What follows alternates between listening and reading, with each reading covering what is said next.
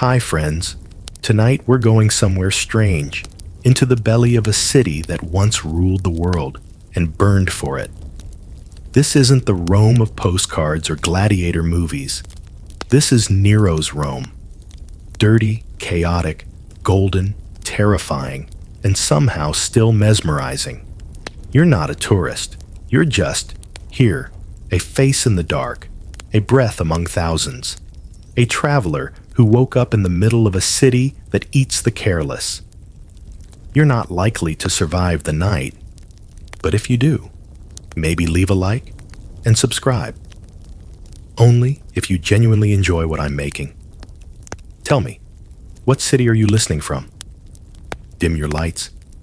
Maybe turn on a fan to drift into the background. And now, take a deep breath. We're going to Nero's Rome. And night is just beginning. It's hot, thicker than air. The kind of heat that wraps around your ribs and tells your skin to stay sticky for the rest of the night. You're lying on your side, on what feels like a coarse wool blanket stretched across stone. You're indoors, sort of. A one-room apartment stacked 5 stories above the alley, in a crumbling Roman insula, built for the poor and forgotten. You haven't even stood up yet, and already you can smell roasted garlic, unwashed bodies, wine, and what might be rat droppings. Welcome to the Subura, the district where Rome keeps its noise, and sometimes its sins. It's past midnight, and still there are voices outside. You sit up slowly, dizzy. Someone is snoring behind you, maybe 2 people. You don't know them. A sleeping city surrounds you, but not the peaceful kind. This is a city that dreams with its eyes open. The window is barely a window, just 2 wooden shutters opening to a ledge that might collapse under a heavy pigeon. You push them open. There's a sour breeze, smoke, cooking oil, human breath. Below, the alley pulses. A man urinates into a broken jar. A woman shouts about stolen bread. A boy carries 2 amphorae of wine like they weigh nothing, which probably means he's done it since he could walk. Somewhere above you lies the Palatine Hill, home to Nero's Golden House. It's said his walls are coated with jewels, his ceilings drip perfume, and his gardens have mechanical birds that sing. And you're over here, sweating in a 5th-floor fire trap that smells like sour figs. You always wanted to go back in time, but maybe you should have picked a better Airbnb. Your stomach growls. You haven't eaten. But the idea of stepping outside into that alley makes your skin feel like it might. You do it anyway. The door creaks softly as you push it open. The hallway is narrow, with cracked walls and a faint smell of smoke. No torches, just moonlight spilling down the stairwell like silver dust. You descend slowly. A cat darts past your ankle, vanishing into the dark. Someone mumbles something on the floor below. Too quiet to understand, too familiar to question. Outside, the air is no cooler. The night presses against your chest like wet cloth. Torches flicker along the stone walls, their shadows sharp and twitchy. The street is uneven, pebbled in places, smooth in others.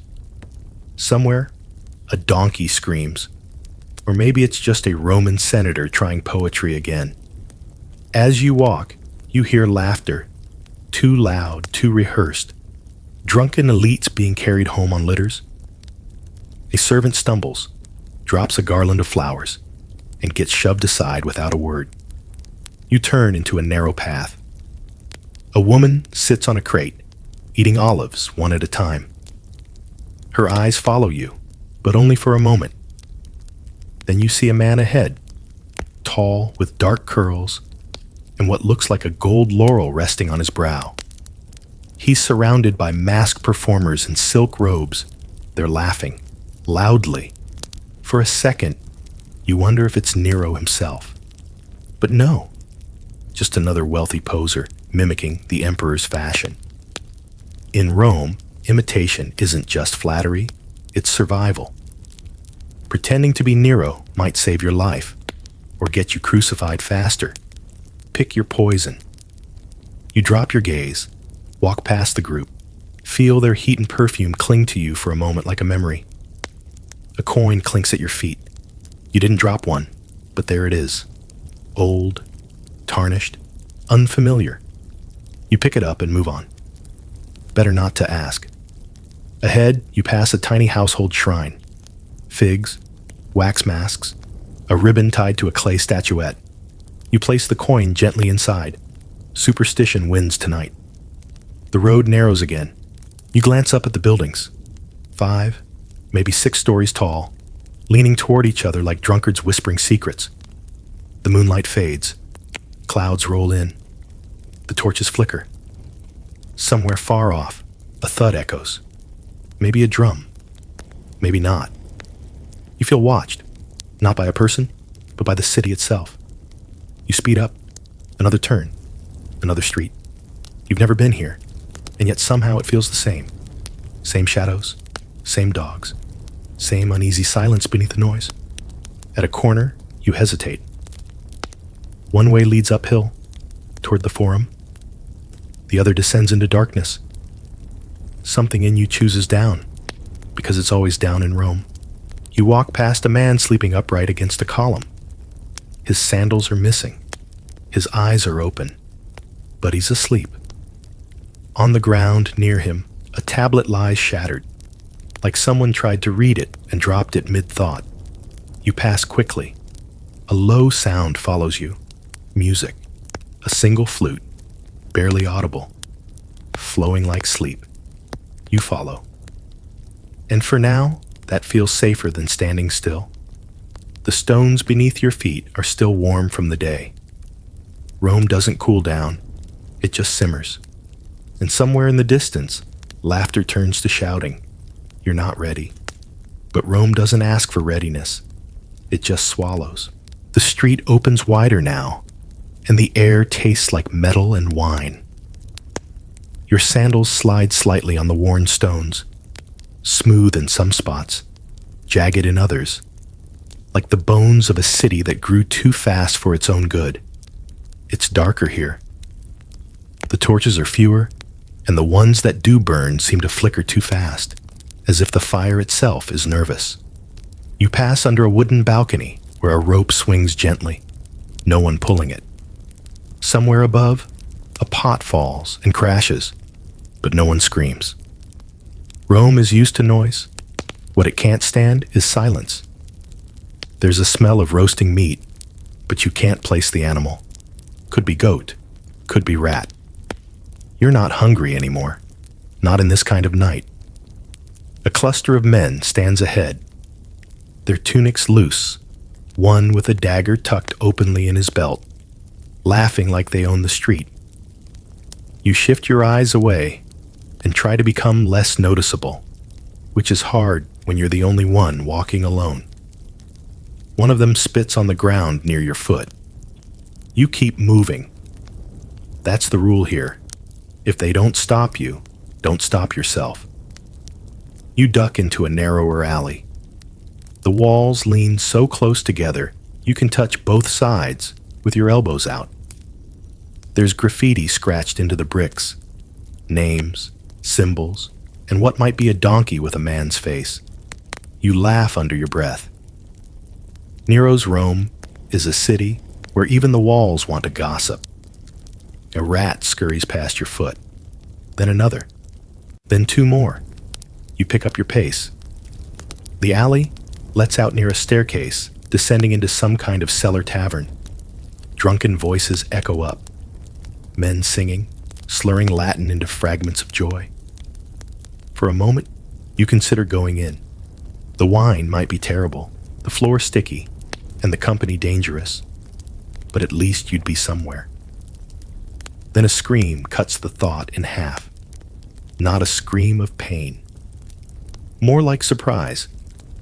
A merchant yelling about someone stealing figs. You realize you're still holding your breath, and that might be the only thing keeping you from panicking. You move again, down another street. This one opens onto a small square with a dried-out fountain. The statue is missing its head, but someone's draped a wreath over the neck anyway. You sit on the edge of the fountain, just long enough to let your legs stop shaking. In the distance, a chariot clatters far too fast through the street. Someone important or someone escaping. Same energy, different taxes. Two women pass by carrying baskets of herbs and fish guts. You wonder if they're heading to work or running from something. In this city, it could be both. The night never really ends in Rome. It just changes shifts. Somewhere nearby, a flute starts playing again, the same soft drifting notes you heard earlier. But now it feels closer, as if it followed you. You turn your head, trying to locate the source, but see only shadows and shutters. And that's when it hits you. The city is watching. Not with eyes, but with presence. Every step you take feels recorded, as if written down in the ledger of someone far above your pay grade. The statues, the windows, even the smoke, they all seem to lean in, just slightly, as if asking, "What will you do next?" You walk toward a shop front that looks recently abandoned. Pots stacked outside, one still steaming. The food's untouched, which means someone left in a hurry. The scent is rich: lentils, garlic, vinegar. It makes your stomach tighten, but you don't dare stop. You're not from here. And Rome eats what doesn't belong. The sound of feet behind you makes your skin crawl. Not running, just walking, slowly, confidently. You make another turn, faster now. Another and another. You're trying to outpace a shadow you haven't even seen. It's probably nothing. But in this city, probably is just another word for denial. You step into a colonnaded walkway, wide pillars lining a courtyard with a cracked mosaic underfoot. A dog lies curled beneath one of the columns, eyes half open, tail twitching at nothing. The moon comes out again, briefly, lighting the broken tiles like a map you can't read. Somewhere up above, a woman sings a lullaby, slow, rhythmic, in Greek. You don't understand the words. You understand the tone. Tired. Protective. As if singing could hold the night back. A gust of wind moves through the courtyard, lifting dust and leaves. You pause, letting it pass over your face like water. For a moment, everything softens. The edges of the buildings blur. The shadows deepen into velvet. And your mind, exhausted from watching every step, begins to drift. Just a little. Just enough. But then, a faint sound. Not loud. Just deliberate. Wood creaking under weight. A footstep that doesn't match the breeze. You snap back. Eyes sharp again. The moment is gone. You're awake, fully now. And Rome doesn't sleep. It waits. The square leads into a wider avenue. One that stretches uphill toward the temples. It feels safer, but that might be a trick. A street this clean is rarely empty for long. You glance behind. No one, not yet. But your instincts are buzzing. There's movement somewhere you can't see. The torchlight here is more regular. Someone pays to keep this area lit. That means the rich are near. And where there's wealth, there are eyes. You try to walk like someone with purpose, like someone with a reason to be exactly where you are. It doesn't matter what the reason is, it just has to look rehearsed. You pass a marble bench where two cloaked figures sit without speaking. They don't turn, they don't blink, you don't ask, you don't linger. You become air and keep moving. The scent of incense begins to grow, heavy and floral. Frankincense, maybe. Burned not for prayer, but for masking other smells. the kind you don't want to think about. Ahead, a gate stands open to a courtyard of some noble house. You see light, music, and someone balancing on a platform, reciting lines with dramatic gestures. Theater. Nero's Rome never stops performing. Even when no one's awake to applaud, your legs ache, your shoulders hurt. You feel like you've walked across centuries, and maybe you have. In this place, time is soft. The ground forgets. The air remembers. You reach a wall covered in ivy. It smells like night rain and old smoke. You lean against it. Let yourself breathe. A little longer. A little slower. The torch nearby sputters, casting golden blurs. And finally, for just a moment, your eyelids begin to droop. The city hums, but you're still here. Still alive. You don't remember falling asleep, but you remember waking up. Your head tilts forward, and your neck protests the weight of your thoughts. The air has changed. It's cooler, just slightly, and the torches have burned lower. You blink. The ivy wall behind you is damp now, sticky with dew. The street is emptier than before. Not silent, never silent, but thinner. You hear whispers where there should be voices, a rustle where no feet walk. It's not fear yet, but it's on the way. The bench across from you is no longer empty. Someone sits there now, still, hunched forward, face lost in shadow. You didn't hear them arrive. You didn't feel them watching. And still, they do. You straighten your back, gently push off the wall, and keep your eyes down. You've learned that much. If a shape doesn't move, it might just let you go. You slip back onto the main road, moving as softly as your aching feet allow. Your soles are raw now, your shoulders heavy. Every sound feels louder than it should be. Your breath, your steps, the soft brush of your tunic. And then, ahead of you, just where the light ends, someone moves. A silhouette, broad shoulders, standing still. You slow down. Not because you want to, but because your body does it for you. The figure isn't blocking the road, but it's in the road, facing you, not speaking, not gesturing, just waiting. The kind of waiting that bends time. You take a step to the side, hoping to pass. The figure doesn't follow, but your gut clenches. You don't need to know who it is. You only need to know that someone like that doesn't stand in the dark for fun. You turn off the main road, quickly, too quickly. Your heel scrapes the stone, and the sound is embarrassingly loud. You wince and duck into a side path. It smells like ash and spoiled fruit. A cat hisses from a windowsill and leaps away, claws scraping stone. That's when you feel it. A breeze across your face. Not cold, but definite. Coming from behind. You don't turn. Not yet. Instead, you walk faster. The buildings close in, the walls tightening like ribs around a lung. You pass a cracked doorway, and for a split second, you think you see eyes behind it. Not a person, just eyes. As if Rome itself has started to sprout them. The hair on your arms lifts. You cross a broken archway and find yourself in a courtyard you don't remember seeing on any street map. Of course, you've never seen a street map. That's modern thinking. Rome doesn't tell you where it's going. It just takes you there. The courtyard has no exits, just a dry fountain, an overturned cart, and an open window with a curtain fluttering in slow rhythm. You pause. This feels wrong, not dangerous. Worse than that, intentional. You take a step back.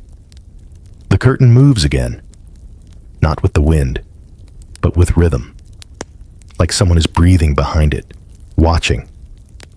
You spin around and exit the courtyard, heart thudding now, not fast, just steady, prepared. Rome is shifting again. The The streets are folding. That's the thing they don't tell you in school. Ancient cities move. Not the stones, not the doors, but the feel of them. The logic. 1 minute you're sure you're headed uphill. The next, you're underground. You reach a wider space and realize where you are. The base of a theater. Columns rise like ribs around a ruined stage. Empty seats, scattered parchment, a broken lyre lying near the steps. This place was used earlier tonight. You can feel the echo of clapping. And something else. Something like fear painted over with applause. You step onto the stage, just for a moment, just to look. The view is strange from up here. Not grand, not empowering. More like standing in the center of a trap. There's nowhere to hide under the spotlight. And in Nero's Rome, the spotlight can fall on anyone. You wonder how many people stood where you are now, performing poetry they didn't write, laughing at jokes they didn't find funny, smiling while hoping the emperor wouldn't notice them. Some did it for favor, some for food, some for survival, and some just because they didn't say no fast enough. You hear the crunch of footsteps again, behind you. Not fast, just deliberate. You step off the stage and keep walking. You don't look back. Rome rewards arrogance with disaster. You duck into another alley, this one lined with laundry strung across balconies. One sheet flutters in your face, and when you push it aside, you see something that stops you. A woman is standing at the far end of the alley, not moving. Pale. Hair long and dark, pulled back into a braid that glints with gold in the torchlight. You freeze. She doesn't approach, doesn't speak, but she watches. There's no fear in her expression, just knowledge, the kind that's seen too many nights like this one. You blink, and she's gone. Just a shimmer in the air, like heat rising from a forge. You take a deep breath. You're starting to lose track of what's real and what's Roman. You walk again, slower now. Each footstep feels heavier. The air grows more humid. Your skin damp again. Your eyes sting from the torch smoke. The shadows around you dance, but only a few of them are caused by light. You turn a corner and find yourself back at the ivy-covered wall from earlier. Somehow, you've returned. The torch is even dimmer now, struggling to hold on. The bench is empty again. Or maybe it never was occupied. Maybe it was always you watching yourself. You lean against the wall. Let the chill of stone remind you that you're still here. Still inside the story. Rome hasn't spit you out. Yet. But tonight, it's still tasting you. The sound hits you first. Drums, uneven and loud, like someone learned rhythm from thunder. Then come the voices. Dozens of them, laughing, howling, singing in off-key Latin. You step away from the wall and move toward the noise, slowly, carefully, as if testing whether it's real. The light grows warmer. Torches, many of them, waving above heads like fireflies on wine. You stay at the edge of the shadow, watching. A procession is moving through the street, weaving between columns and broken carts. Not religious, not official, just loud. Men and women, young, overdressed, intoxicated, spilling wine, throwing petals, tripping over their own joy. At the center, a litter draped in purple silks, carried by 4 tired slaves. And on it, sprawled like a lazy god, a figure in gold. Not armor, costume. A theatrical mask tilted atop his brow. His hand moves like a conductor's, shaping the chaos around him into something close to spectacle. It's not Nero, of course not. But it's someone trying very hard to be him. You always thought emperors sat on thrones. Turns out, Some just lie in a moving bed at 2 in the morning, covered in grape juice and bad poetry. The crowd chants something, the same word over and over. You don't understand it, but the rhythm feels dangerous, the way a joke feels before someone takes it too far. One of them spots you. She points, her arm covered in bracelets, her eyes wide and shining. Others turn. You freeze. But your stillness doesn't save you. They motion for you to join. Hands pull you forward, not roughly, but insistently, as if this is a game everyone must play. And tonight, you're the missing piece. You're swept into the parade. Someone drapes a garland around your neck. Another tries to smear purple pigment on your cheek. You duck, but laugh, because that's what's expected. Because fear wears a mask here. A flute player hands you an instrument you don't know how to hold. You pretend. Badly. No one cares. Or maybe they do, but not enough to stop you. For a moment, you forget the danger. The energy is wild, strange, magnetic. You twirl, not because you want to, but because someone spins you. Laughter erupts, yours included. It feels good. In that way, chaos sometimes does, when it hasn't decided whether it's going to turn on you. You stumble into a man with gold paint down his arms. He smiles with too many teeth and mimes a stage bow. A woman tosses a handful of petals into your face. They smell like vinegar. A man in a wolf mask howls, and the crowd howls with him. And then, without warning, the laughter turns sharp, not silent, just thinner, focused. Everyone looks toward the litter. The man in gold has stood up. He holds out his arms like a hero expecting applause. The crowd gives it, loudly, too loudly. You clap too. You don't even know why. Then he speaks. Not words, just a roar. A kind of triumphant scream that echoes down the stone street like thunder under glass. The parade answers. They mimic him.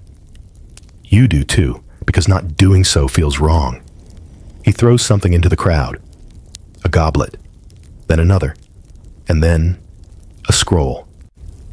The parchment unfurls midair, catching a torch briefly and bursting into flame. Everyone cheers. You try to step back. Just one step, but someone's behind you. They press forward. You're trapped in a tide of performance. And in this theater, the audience is always part of the cast. A chariot rolls forward from nowhere, gold-rimmed wheels sparkling under torchlight. It isn't drawn by horses. It's pulled by men, servants or actors. You can't tell which. On the chariot, a man dressed as a goddess. Tall, red lips painted on a mask, holding a lyre upside down. He strums it, slowly, dramatically. A terrible sound, on purpose. You laugh. So does everyone else. And that's when you notice the real performer. Not the man in gold, not the goddess with the lyre, but the city, Rome itself, twisting reality into theater and calling it life. You feel yourself fading again, not from exhaustion this time, but from overstimulation. The lights are too many, the sounds too layered. Someone kisses your cheek. Another one tugs your sleeve. A third stares at you with eyes too calm for this kind of night. You close your eyes for one breath. Just one. When you open them, the parade is already gone. The torches, the music, the masks, vanished like spilled wine into dust. You stand alone in the street, petals still stuck to your hair, and you ask yourself the most Roman question there is. Did that just happen? The silence after the parade is louder than the parade itself. Your ears still ring from drums and shouting. But now, the city seems to pull away from you. Like it's decided you've seen enough. And what comes next is only for those who don't know better. You walk slowly, retracing your steps, but nothing looks familiar anymore. The buildings have shifted again. You're not lost. You're just somewhere new. Somewhere you didn't choose. The street widens into a sloping path, paved smoother than the others. Someone has swept here recently. No trash, no rats, no smells, except for something floral and thick, like roses melting into oil. You follow it. There's no reason, only instinct. The kind that makes animals walk straight into traps, just to see what's inside. A large gate stands ahead, open, not inviting, just open. Marble lions sit on either side, their eyes chipped and smoothed by time. One of them is missing teeth. You step through, unsure whether this is courage or surrender. The air changes immediately. Cooler, heavy with incense. The floor shifts from stone to polished tile. Tiny black and white pieces forming a mosaic that seems to move as you walk. You've entered something strange, and you know what it is. The Domus Aurea, the Golden House, the palace Nero built for himself after the fire he may or may not have started, the fire that burned half the city so he could build this. You thought it was a legend, that no one just walked in. But here you are, inside. You pass under a ceiling painted with stars, not painted flat, painted with depth, like someone imagined the sky from inside a dream and then tried to keep it on plaster. The hallway stretches longer than it should. Statues line the sides. Gods, emperors, animals with human eyes. You don't recognize any of them. And somehow, they all seem to recognize you. Your feet make no sound here. The silence isn't natural. It's imposed, like a stage before the curtain lifts. You try to turn back, just to check if the entrance is still behind you. It isn't. The hallway curves. Rome again, folding time and space like a toga. A sound breaks the hush.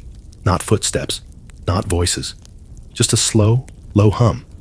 Mechanical almost. And then you see it. A bird, carved from bronze, wings half spread, suspended from the ceiling by a thin golden wire. Its beak opens and closes. Its head tilts. It sings. The sound is haunting, too perfect. Like music made by someone who's never heard a real bird before. You smile. Because it's beautiful, and because it's insane. And that's when you realize, this place isn't just a palace. It's a theater of power. Every wall says, look what I can do. Every ceiling says, you'll never be this. You're not a guest here. You're an audience, maybe even a prop. A golden doorway opens ahead. No guards, no signs. Just an archway of ivory and glass. You step inside and find yourself in a circular room. The walls glisten, literally. Flakes of gold embedded into the plaster catch the torchlight like fire trapped in honey. In the center, a marble platform, empty. Around it, couches, half covered in silk, as if a party was paused mid-laugh. There's food here, cold now, grapes drying into raisins, cheese curled at the edges, wine goblets with smudged lips. Someone was here, recently, maybe still is. You don't sit. You know better. The scent here is stronger. Not incense now. Perfume. The kind that clings to silk and lingers on skin. You walk around the room slowly, careful not to touch anything. But something touches you. Not physically, just a feeling. That you've walked into a memory still alive. That if you blink, this room will wake up around you. And you'll be the only one who didn't get the script. You stop in front of a tapestry. It shows Nero, or someone meant to be him, dressed as Apollo, riding a chariot pulled by lions. His face is calm, almost bored. You stare at it. He stares back. And you realize something. This palace is the most dangerous place you've been all night. Not because of swords, but because of mirrors. Because in here, the danger isn't dying, it's being seen. You hear footsteps. Finally. Real ones. Slow. Confident. You don't wait to find out who they belong to. You leave the golden room through a side hall. Not running. Just walking like someone with purpose. Like you belong here. Like you have an appointment with a ghost and you're already late. The hallway narrows. The gold fades. The floor becomes less polished. You see cracks again. Dust. Flaws. And finally, an exit. A narrow archway leading back to night air. You step outside and breathe. The perfume is gone. The silence is gone. But you can't shake the feeling that a part of you is still inside. And that the palace is watching, wondering when you'll come back. The sky is darker now, almost violet. You don't know how much time has passed, but Rome feels heavier, as if the night has thickened. The golden palace is behind you, though it lingers in your lungs, like perfume you didn't ask for. You follow a slope downward toward the scent of food. Not warm, not fresh, but deliberate. There's something theatrical, even in the smell. Meat, citrus, oil, and just a hint of smoke. The kind that says, someone cooked for the sake of spectacle, not hunger. You reach an open courtyard, lit by shallow bowls of burning oil, balanced on pillars. The ground is smooth marble, veined with red, that looks uncomfortably like blood, but isn't. Probably. In the center, long tables draped in embroidered cloth, sagging under platters of food. Roast boar, bread rolls the size of bricks, a fish with its mouth still open. The kind of meal designed to impress a god or poison a senator. You're not sure which. Around the table, guests lounge on couches. Men in half-open tunics. Women with eyebrows drawn too high. A boy balancing a tray of wine and not blinking. No one is laughing, but everyone is smiling. The kind of smile you wear when the emperor might be watching from behind the curtain. Someone gestures to an empty spot beside a man with purple sandals and a face like melting wax. You sit, because not sitting would draw more attention than joining. The cushion is too soft, and you sink into it like dough. A goblet is handed to you, not by a person, just handed. As if the air itself serves wine here. You take a sip. It tastes like grapes in danger. No one talks at first. They whisper, they gesture. One man mimes a play. Badly. And someone else claps too soon, then too long. You try to smile. It feels like wearing someone else's mask. The woman next to you says something under her breath. You don't catch it. She doesn't repeat it. She just laughs, as if what she said was never meant to be heard. Across the table, a hawk sits perched on a bronze stand. Real. Alive. Its eyes are sharper than yours. It stares directly at you, as if measuring. You look away first. The hawk wins. A man dressed like a poet slurs a line of verse and drops a grape into his own sandal. He doesn't notice. Or maybe he does, and just pretends not to. That's the game here. Pretend the madness is elegance. Pretend the chaos is art. Pretend the emperor's shadow isn't crawling along the edge of the silk canopy above you. A servant moves past, his steps choreographed like ballet. He offers you something wrapped in leaves. You decline. But your neighbor grabs one, unwraps it, and eats with deliberate slowness. Her teeth are painted black. Fashion, you guess. Or intimidation. One man hiccups and everyone laughs, too loudly. Another breaks a goblet on purpose, and it's treated as a performance.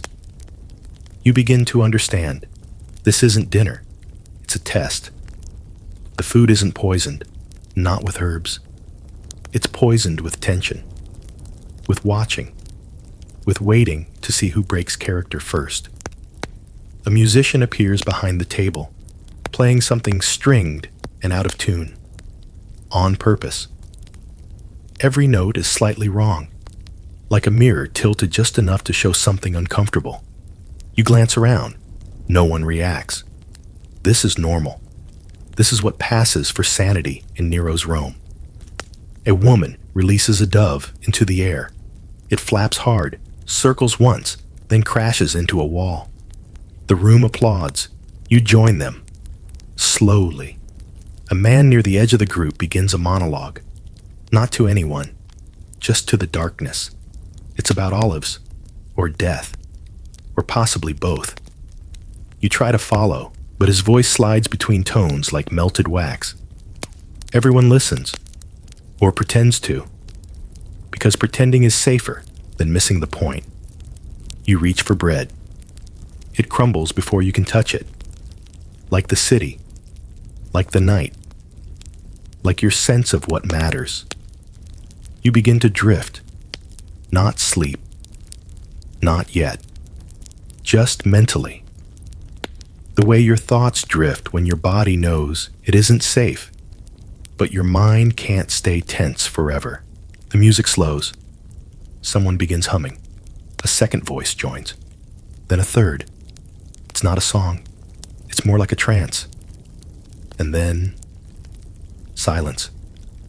Everyone looks toward the end of the table. A curtain flutters. Nothing more. But everyone freezes. No one enters. No one speaks. They wait. You wait. Your breath shallow. Your body still. But no one comes. And slowly, one by one, they begin to move again. As if nothing happened. As if the curtain didn't mean anything. As if that wasn't the Emperor's private entrance. You don't ask. You never ask. Your hands tremble slightly. You place them in your lap. The hawk is still watching. The wine is still in your throat. The silk still itches. Someone leans their head on your shoulder, as if you belong here, but you don't. Not really. You just haven't been removed yet. You feel the shift before it happens. A hush rolls across the table like fog. Not loud, but absolute. The wine stops pouring. The servants stop moving. The laughter, already thin, is gone entirely. You look up. A man stands near the edge of the room, holding a torch with both hands. He doesn't speak. He just nods once, and then the curtain opens. It's not the Emperor, at least not yet. It's a stage, raised only slightly, just enough for everyone to see without straining. A few thin columns, some velvet drapery, and a row of musical instruments laid out like surgical tools. There's no crowd, no announcement, just stillness. The kind of stillness that says, this is not entertainment, this is obligation. The lights dim, not all at once, just torch by torch. A calculated fade. Someone is controlling it. Someone who understands suspense. The golden walls glow softer now, like candlelight through stained parchment. And then finally, he appears. He walks onto the stage in a long white robe that shines like polished bone. His hair is oiled and coiled like a sculpted halo. His expression is serious, not cruel, not warm, just convinced. He takes the center. No music yet, no introduction. He lifts his hands and closes his eyes, as if drawing power from silence. When he speaks, it's not loud, but it carries. The words come slowly, carefully, like ancient glass being lifted from sand. It's a poem, or part of one. You can't follow the meaning. The Latin is too dense. The metaphor is too many. But the tone is clear. This is art. This is genius. This is the Emperor. And if you don't love it, you're the problem. He continues, line after line, his voice rising, trembling, deepening. A performer in full bloom. Occasionally, someone gasps, not at the poetry, at the pauses, at the sheer weight of being expected to respond. Someone claps. Alone. It echoes, and no one follows. You freeze. Do you clap? Do you not? This is the danger zone. Not knives or soldiers, but social hesitation. One wrong gesture, and you're remembered for the wrong silence. You smile, just enough. Not too wide. The Emperor sings now, or something close to singing, a warbling chant that stretches syllables into serpents. His eyes are closed, arms wide, as if crucified by passion. He's feeling it, deeply, and everyone else is pretending to. The hawk on the bronze perch doesn't react. It just blinks. You envy the hawk. You try to understand the performance. Maybe it's about the fall of Troy, or a love story between gods and shadows. Or maybe it's about himself, told in riddles so complex they become armor. At some point, musicians join in. A flute, a lyre, software hesitant. The notes seem terrified. The music stumbles after him, trying to catch up, like a servant carrying too many plates. And then he stops. No warning, no final line. Just a drop into silence like a stage falling through itself. Everyone exhales at once. Someone stands. A nobleman, wrapped in peacock blue silk. He claps. Slowly. Each sound like a coin landing on stone. Then another joins. Then more. Within seconds, the room erupts. Not naturally, not joyfully, but completely. You clap too. Of course you do. And in that moment, it's not about the performance. It's about survival. The Emperor bows. Once. Deeply. Then turns and disappears behind the curtain. No one moves until the torchbearer signals. Then, all at once, the room exhales again. Wine flows. Music returns. Laughter too. But tighter now. More careful. As if joy itself needs permission. A woman next to you fans herself with her sleeve and says nothing. She doesn't need to. Her face says everything. That was dangerous. And not because of what was said, but because of who said it. You rise, not to leave, just to breathe. The air inside the golden room has grown stale, perfumed beyond reason. You step toward the wall, pretending to admire a mosaic. It depicts Orpheus descending into the underworld, but his face looks suspiciously familiar. You glance back once. The stage is still empty. But something about the curtain feels alive. As if the performance never really ended. The hallway outside the performance chamber is darker than you remember. Or maybe your eyes are just tired. You walk slowly, your sandals whispering against the stone. The laughter and music from the golden room trail behind you like smoke, but already feel distant, fainter, less real. What remains is the echo of a single mistake you didn't realize you made, until now. It happened near the end, during the applause. You remember clapping, yes, but you didn't stand. Everyone else did, and someone saw. You don't know who. But the moment flashes back sharp, a turning head, a narrowing eye, a flick of fabric too purposeful to be casual. You thought it meant nothing. But here, nothing is often the beginning of something. You press on, down corridors that stretch too far and curve too subtly. Rome doesn't build exits. It builds loops. The kind that feel safe until you're right back where you started. The marble under your feet becomes rougher, less polished, more worn. You pass a statue, maybe Bacchus, maybe just another drunk noble immortalized in stone, and his mouth is open in what could be a laugh or a warning. You can't tell the difference anymore. You reach an atrium with no ceiling, just open sky, full of stars that look too sharp, too still. The kind of stars that feel arranged, placed, like stage lights waiting for an actor to hit their mark. You hesitate. A guard walks past in the distance. Not toward you, not even looking at you. But that's what's strange. He doesn't look at you at all. Not even a glance. As if you're already known, already seen. The air feels heavier now, as if the walls are listening. You move again. Faster, but not fast. Never run. Running is for guilt. You take a side exit, duck under an archway carved with laurel leaves and griffins. You're back outside. Almost. The garden path is lined with lanterns.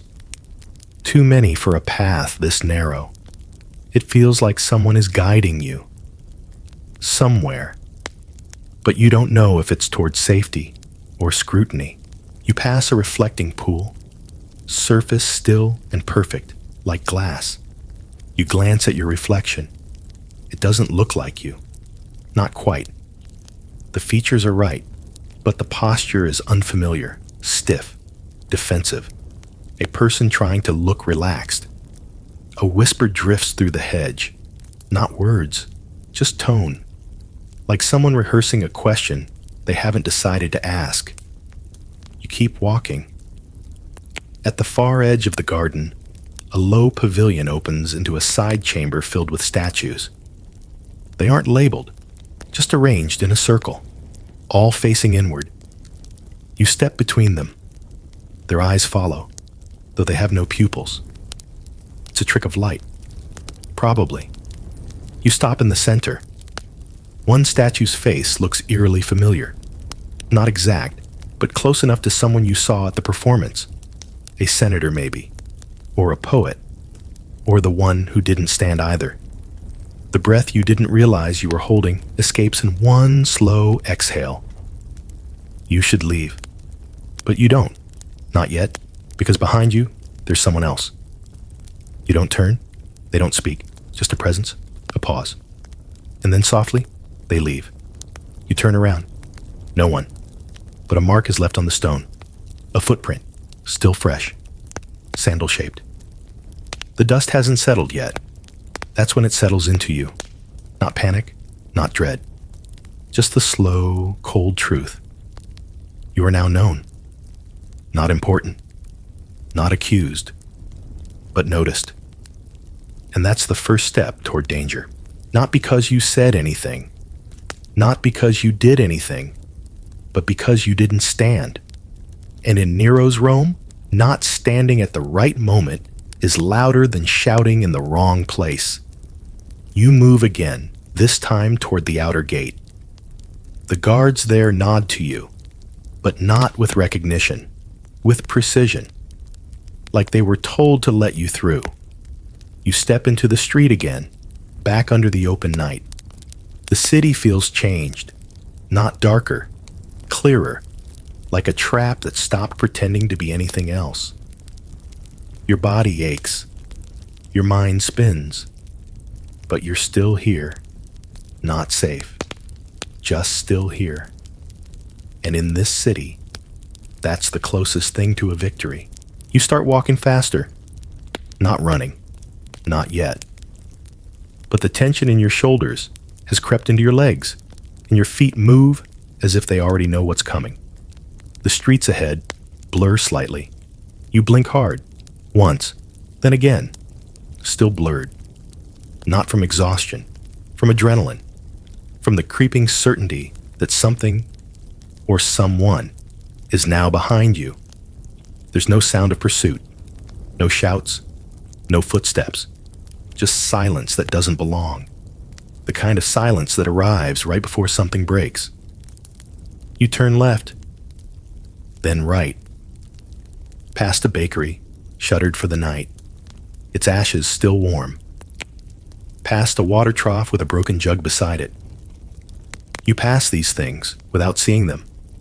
Your body catalogs them, just in case you need to retrace your way back. A man steps out from a doorway up ahead. He doesn't move towards you, just watches.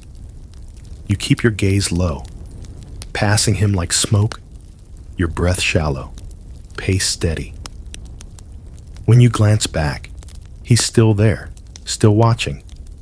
You don't see a weapon, but in this city, that means nothing.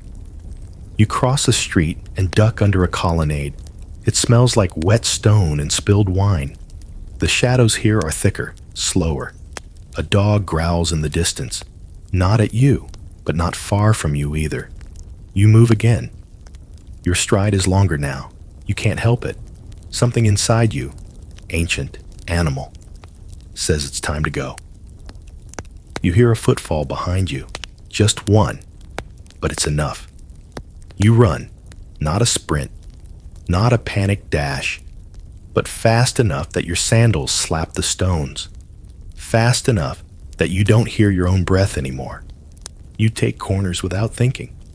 The city stretches around you like a trap trying to snap shut. You pass a wall with broken frescoes, a broken cart tipped on its side, a shrine to Mercury with a missing statue. All of it blends into motion. Behind you, more footsteps. Not many, but more than one. They're not chasing you, they're following. There's a difference. Chasing is loud. Following is careful and much more dangerous. You dive into a narrow alley, the walls so close they scrape your shoulders. There's laundry strung overhead.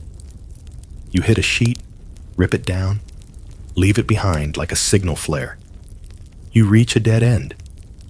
The wall is too high to climb, too smooth to scale. You curse under your breath and turn back. Empty. No one there. But the silence is thicker now, almost tangible. You wait, back pressed against the stone, heartbeat wild. Still nothing. And that's worse than if they had caught you. You double back and cut through a market stall. Overturned crates, rotting vegetables, a dead chicken hanging from a string. You don't care. You push past it, come out the other side, and take the first staircase you see upward. Your legs burn. Your lungs sting. You keep going. At the top of the stairs, a rooftop view opens wide. Rome spreads below you. Rooftops like waves, chimneys like broken teeth, torches blinking in the fog. You crouch behind a low wall, finally breathing. But even from here, you feel it. You haven't escaped. You've been let go? That's different. You weren't important enough to trap. Not yet. Just interesting enough to test. And now they're waiting, watching what you'll do next. A soft clink behind you. You spin. It's a jug, just a clay jug, rolling from where your foot nudged it. You laugh, too loud, too sudden, then stop. Because below, in the street, a figure turns and looks up. At you. You freeze. Just one person. You can't see their face, but their stillness says everything. They know. You crawl backward, out of sight, knees on stone, hands shaking. You stay low, pressing your spine to the rooftop tiles, eyes wide toward the sky. The stars are spinning now. You close your eyes, but sleep won't come. Only the memory of footsteps that never had to run. You climb down slowly, legs unsteady from too many false exits. The rooftops offered no safety, only a view of how vast and twisted the city truly is. Rome doesn't sprawl, it coils, like something alive. You drop onto a lower ledge, then into a courtyard, knees buckling slightly. There's a fountain here, not a grand one, just a trickle of water from a lion's mouth, chipped and silent. You rinse your face, trying to wake up from a night that keeps dragging you deeper in. Your fingers are shaking.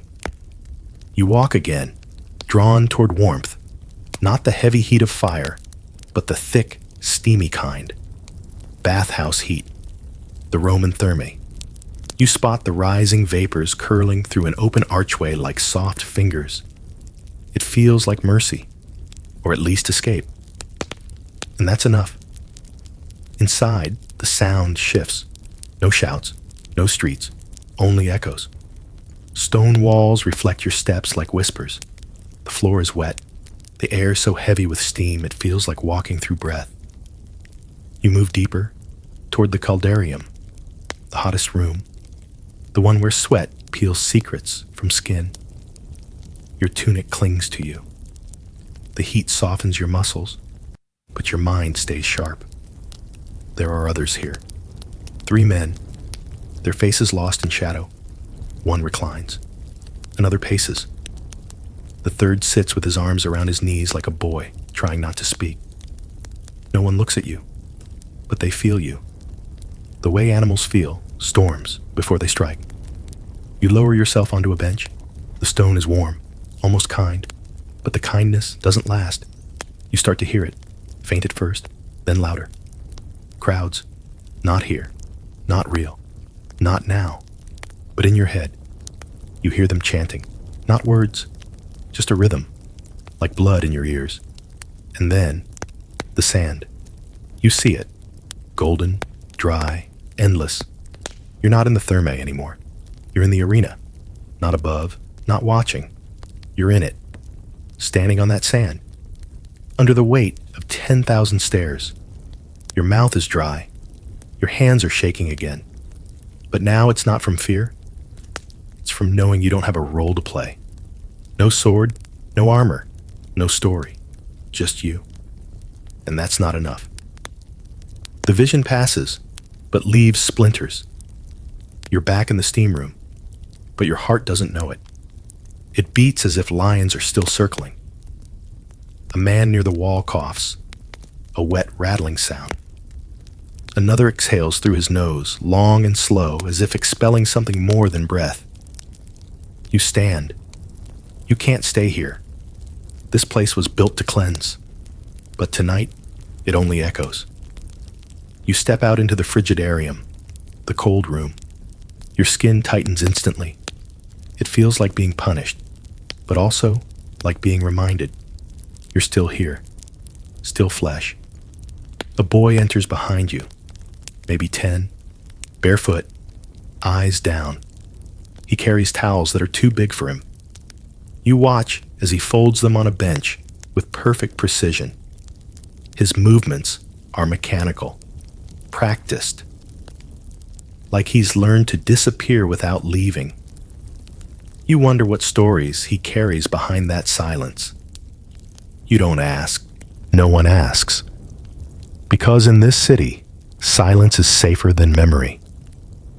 You move into the dressing room. It's lined with marble benches and rows of oil jars. One has been knocked over, spilling its contents across the floor like melted gold. No one cleans it. You look into a bronze mirror, warped and dented. Your reflection stares back, older than it should be, not in years, in wear, in distance. You touch your face just to check it's still yours. And that's when you hear it again. A scream. Far away.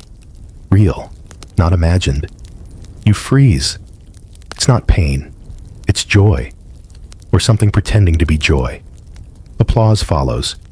You step to the doorway and look out across the garden courtyard beside the baths. A group is gathered there, in a circle, not fighting, performing. A man spins, arms wide, cloak billowing. Another strikes a pose. A woman sings, her voice piercing the air like thread through skin. It's a private show. For no one, just for themselves. And yet, someone is always watching. You turn away. Rome doesn't need an audience. It creates one from fear. You walk into the cold again, through the arches, out of the steam, back into the night. You tell yourself it's over. But the sand is still in your shoes. And the arena, it never really ends. You don't know how long you've been walking again. The city around you has grown quieter, but not softer. The sounds are fewer now, but they linger longer.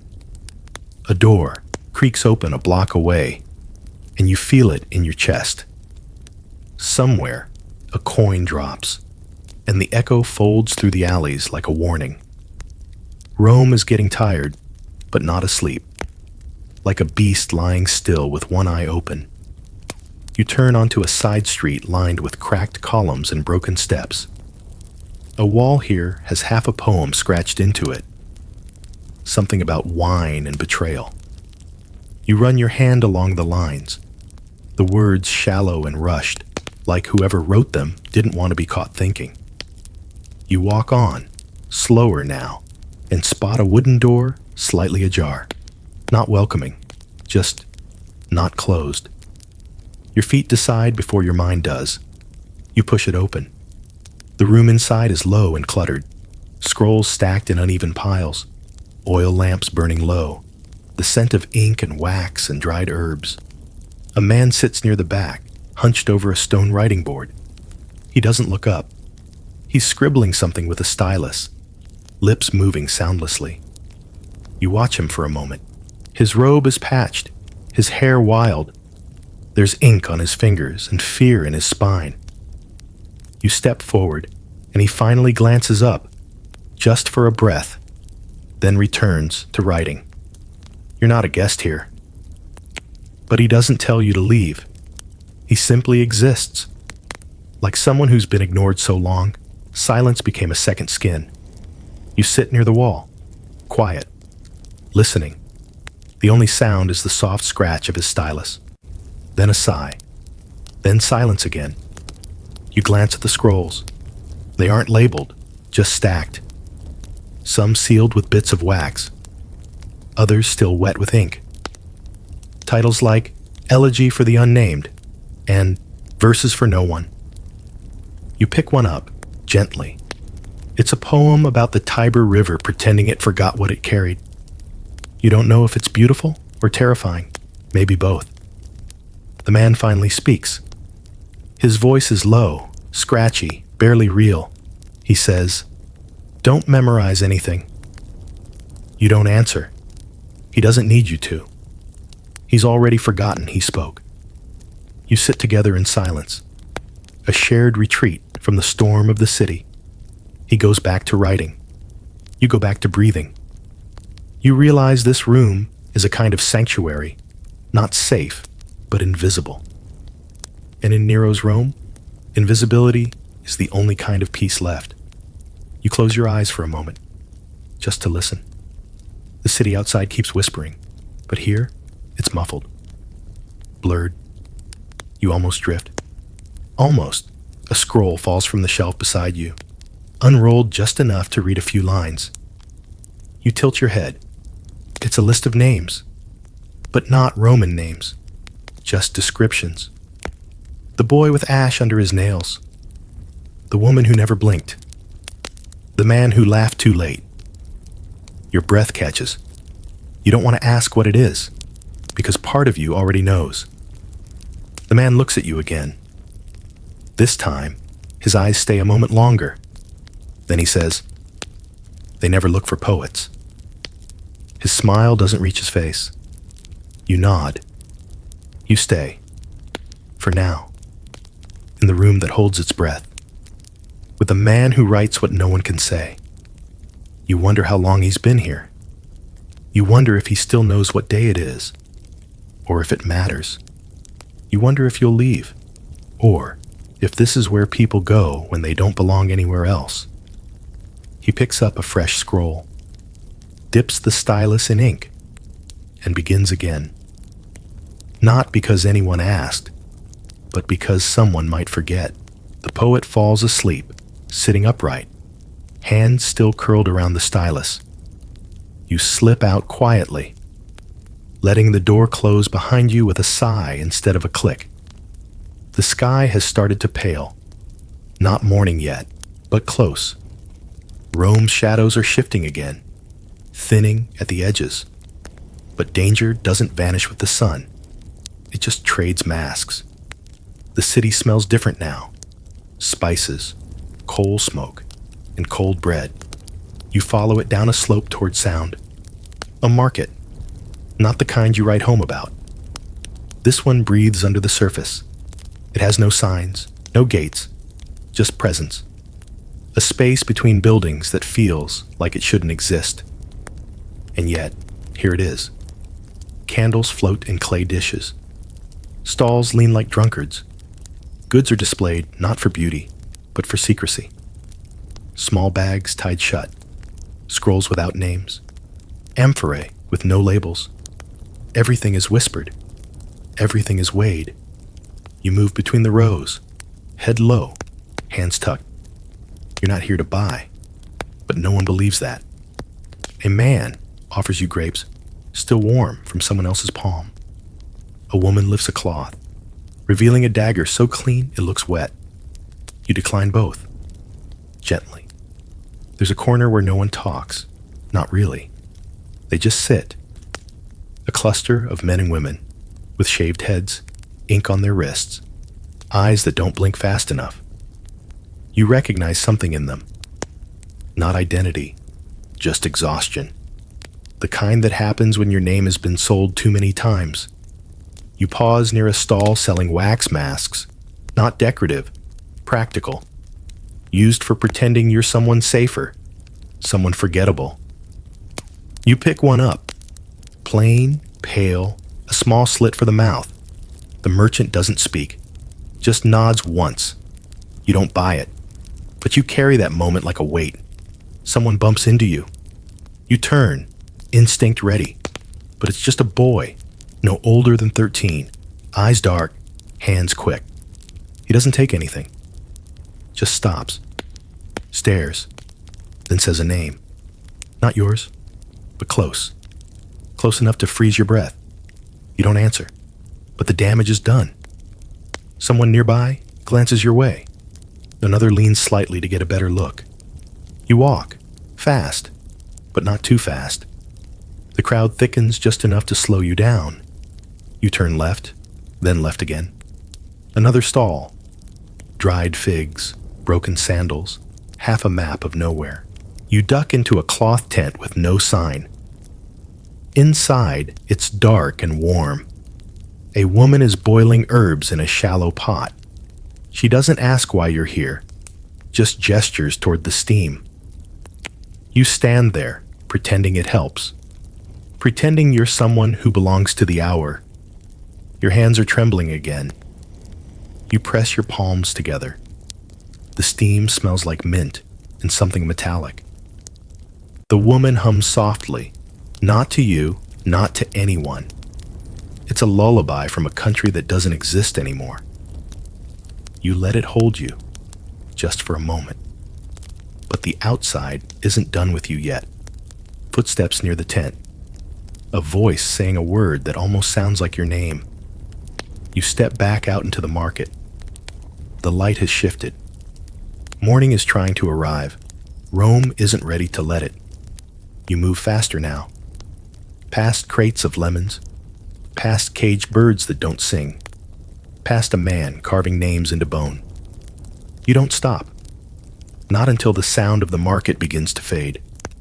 You find yourself on a quieter path, lined with cracked stone and purple flowers growing from walls they were never meant to touch. You breathe. Once, twice. But it doesn't help. Because now you know. Someone knows your face. Someone knows your mistake. And in Nero's Rome, the market never forgets. Even when the goods are gone, the air changes before the sound reaches you. It dries out, sharpens, takes on the scent of heat before heat arrives. You stop mid-step, and your breath draws in with a taste of ash. Somewhere behind you, a child screams, not in pain, but in warning. You turn your head, just slightly, and see it. Smoke, rolling up in lazy coils, orange at the edges. A building down the hill is burning, slowly, at first, almost politely. You blink once, then again. The flames are growing. People begin to emerge from doorways. Not running, not yet, just watching. As if unsure whether this fire matters. Fires happen here. Rome burns, like it breathes, with effort and with rhythm. But something about this one is wrong. It isn't an accident. You can feel it. The way the flames rise in waves. The way the wind seems to feed it. The way no one is trying to put it out. You step backward into a narrow street and climb the slope, using your hands where the path steepens. The fire's light reflects off every surface now. Windows, broken tiles, even the coins in your pocket seem to glow. You reach a landing and look down. 3 rooftops already gone. A 4th catching, and then you see them. Figures. 2, maybe 3. On the far side, near the old dye shops. Cloaks, torches, purpose. You don't call out. You don't have to. No one else does either. A man beside you, older, missing teeth, holding a jug, mutters something like a curse, then spits on the ground. He doesn't move, just watches, because everyone knows, but no one says it, not out loud, not when the Emperor lives uphill and likes things dramatic. You take another step back, eyes fixed on the curve of flame spreading through the fabric stalls below. The colors twist as they burn, purple turning black, gold becoming smoke. You smell dye, linen, wet wood, then something worse. Oil. Intentionally spilled. You cover your mouth with your sleeve. Behind you, someone murmurs that the fire is heading toward the bakery district. Someone else wonders aloud if the wind will shift. No one leaves. They stand like spectators, because Rome trains its people to stare at horror until they forget it's real. You keep climbing, away from the glow. The smoke follows. A slow river in the sky. You hear a crash, wooden beams giving way. A hiss, steam rising from a rooftop cistern. A child cries, then laughs, then cries again. You reach a plaza where statues of forgotten gods stare out blindly. The fire is behind you now, but the light is still on your skin. People gather here too, silent. Faces tilted in the same direction, upward, toward the hill, toward the palace, Domus Aurea, the Emperor's golden house. It reflects the fire like a mirror. You stand among them, neck craned, squinting against smoke. The palace doesn't burn, not tonight. It shines. Someone near you whispers that the fire is a play, that it's the prelude to a song, that tomorrow Nero will sing of Troy again. Someone else whispers that they saw torches at the base of the walls before the flames. No one argues, because in Rome, truth is an art form, and tonight it's painted in fire. You take a step back, then another. You don't want to be here when the soldiers arrive. Not because you're guilty, but because guilt here is whoever's closest when someone asks a question. You slip down a side path, through an alley painted orange with reflected light. Your skin feels tight from heat, your eyes wet with smoke. You pass a group of slaves forming a human chain, passing jugs of water up a stair. But there's no urgency, no plan, just motion. At the bottom of the hill, a donkey kicks free from its post and bolts into the dark. No one chases it. The ground shakes, not from the fire, but from fear. You keep walking. The fire will take hours to die. But what matters now is who lit it, and who will pretend they didn't see. You walk until the smoke becomes memory, until the taste of ash leaves your tongue. The streets flatten out again, the air heavier with dew now than heat. Your legs ache, your mind drifts, but your feet keep going. They follow the rhythm of Rome, not a beat, not a melody, but a weight, a gravity, as if the stones themselves are pulling you toward the past. And that's exactly where you end up, in the Forum.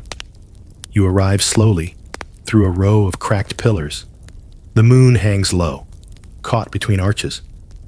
The statues look down as you enter, and you look back, not out of respect, but out of instinct. Some of them have no heads. Some have too many. They all seem to whisper the same thing. You're late. The space is quiet now. Quieter than any place you've been tonight. It's not just empty, it's listening. You step carefully, as if walking through memory. The The stone beneath you is carved deep with grooves, chariot wheels, sandals, time.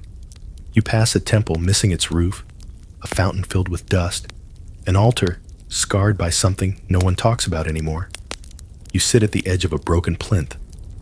It was meant for a god. Tonight, it's a seat. You look around. The Forum was once the voice of the Empire. Debates, trials, proclamations, betrayals. Now it's a museum with no guards. You half expect to see shadows arguing near the columns, Cicero's ghost pacing, a senator bribing another in whispers. But there's only wind, and pigeons too tired to flap. You close your eyes, just for a moment, and that's when you feel it. Not a chill, not a touch, a presence, as if the city leaned closer, wanting to tell you something. You open your eyes, and everything feels sharper. The statues less still, the silence less empty. You hear footsteps, soft, slow, deliberate. You stand, but no one's there. You cross the space, past monuments built by hands long dust, past inscriptions worn into nonsense, Latin turned into sound. You reach a set of stairs, leading down into an open vault. It smells like stone and old books. You pause. You don't enter. Not yet. You turn instead toward a low wall, once a boundary for something sacred. You rest your hands on it. The stone is cold, but not dead. You can feel Rome breathing beneath your palms. Not the living Rome, the other one, the one made of echoes. You speak a word aloud, any word.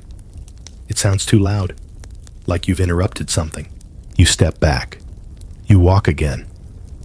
The path curls like thought. Nothing here is straight. Not the stories, not the roads, not the truths. You spot a torch burning near the base of an old column. No one near it, just flame on stone, refusing to die. You sit beside it, your body tired, your mind even more so. The fire crackles gently, a soft SFX for your thoughts, and then you realize this place isn't abandoned. It's waiting. For what? You don't know. Maybe nothing. Maybe someone like you. A witness, a leftover, a story with no author. You lean your head against the column. You look up at the stars, barely visible through the rising smoke in the distance. The Forum feels outside of time, not ancient, not modern, just present. Something shifts nearby. A crow lands on a statue's shoulder. It doesn't caw, just watches. You watch back. Two things in the night that shouldn't be here, but are. You wonder how many people have stood exactly where you are now, thinking they were the only one. You wonder if you're part of a long chain of wanderers, strays, ghosts with beating hearts. And you wonder what Rome wants from you. Because cities like this don't just let people pass through. They keep pieces. And you can feel it now. Some part of you has already been claimed. You close your eyes again. Just briefly. When you open them, the torch is almost out. The crow is gone. The Forum is still listening. But it says nothing. The sky is changing. Slowly, like someone afraid to wake a sleeping animal. The black turns to navy, then to bruised purple, and finally to something soft and pink at the edges. You're still sitting in the Forum, back against a cold column, legs tucked beneath you, like you might never move again. Rome is quiet now, not silent, just resting, like a city that knows it can afford to close its eyes for a moment, because nothing ever truly leaves it. You rise carefully. Your bones complain. Your muscles feel loose, heavy, not from injury, but from survival. Every street you walked, every face you didn't trust, every step you took away from comfort, it's all inside you now, stitched between ribs like invisible thread. You step out into the open as the first real light brushes across stone. Everything around you is gray-blue and gold, like the whole city was dipped in sleep. You walk through the ruins with new eyes, not like a visitor, not like a ghost. Something in between. The pillars cast long, elegant shadows. The statues don't look at you anymore. They look past you, as if you've been filed away, cataloged, approved. You pass through a low arch, where ivy has begun to grow up through the cracks. Nature always reclaims. Even here, especially here. The streets begin to breathe again. Someone sweeps outside a bakery. A pair of oxen pulls a wagon full of amphorae. A boy yawns into his fist as he empties a bucket of water into the gutter. Life returns like an old song. Not rushed, not loud, but familiar. You step into that rhythm, quietly, carefully. No one stops you. No one notices you. And that's the point. Rome has moved on. You survived the night. But something lingers. Not fear, not memory, just presence. You catch your reflection again, in the surface of a still pool, in the bronze clasp of a merchant scale. You look different. Not older, just more solid. Like something that was tested, not broken. You walk past a wall still warm from the fire down the hill. People sweep ash into baskets, their hands black with soot. No one asks where it came from. No one needs to. You reach the top of a gentle slope. From here, the city unfolds again. A maze of roofs and domes, smoke and birds, whispers and promises. You exhale. Not because you're relaxed, because you're released, for now. And then it hits you. Rome never ends. You left pieces of yourself behind. In the golden hall, in the steam, in the fire, in the eyes that saw too much. And Rome kept them, gently. Without asking, you walk on, but you know, the city walks with you. The streets fade behind you, one by one, step by step. The torches sputter out, the shutters close, and the voices lower to a hush that feels older than the stone beneath your feet. The city begins to dissolve, not in fire or smoke, but in memory. Columns become silhouettes. Statues blur at the edges. Even your footprints feel less certain, like they're not being left, just slowly erased. The sky stretches wide above, blooming into soft gold and morning blue. But you're not watching anymore. Your gaze has softened. Your breath has slowed. The night that tried to trap you has let go. Not with mercy, not with apology, just with time. You walk until you no longer hear your steps, until the corners of buildings round into dream, until the walls lean back into silence, until the echoes forget your name. Rome, vast, aching, impossible Rome, reclines behind you, now like a lion in the sun, still dangerous, still divine, but done with you, for now. Your body relaxes, shoulders drop, hands uncurl. There's no applause for surviving, only rest, and that is enough. Your eyes drift closed. The column beside you warms in the rising light. The shadows stretch, then vanish. The story ends not with answers, but with distance. Soft, slow, and complete. The fire fades, the form sleeps. The Emperor's song has long stopped echoing, and you are still here, but not for long. The city dims. The breath slows. Your eyes flutter once, then rest.